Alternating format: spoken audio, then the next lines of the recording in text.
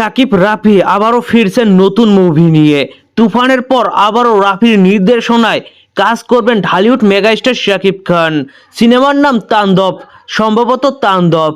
আজকের ভিডিও মূলত এই বিষয়কে কেন্দ্র করেই। তো চলুন মূল গসিপে। শাকিব খান ও পরিচালক রায়হান রাফি জুটি ইতিমধ্যে ইন্ডাস্ট্রি হিট জুটি।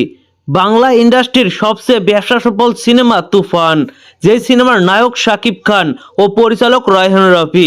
ঢালিউডের এই সফল জুটি আবারও আগামী ঈদুল আজহায় আসতে পারে তাণ্ডব নিয়ে, যা চূড়ান্তই বলা চলে। শাকিব খানও ইয়েস বলে দিয়েছেন রাফির আবদারে।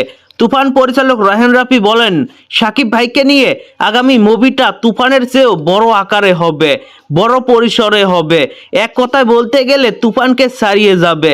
পরিচালক রাফির কথা থেকে বোঝা যাচ্ছে তুফানের চেয়েও বড় বাজেটের কাজ হবে তাণ্ডব।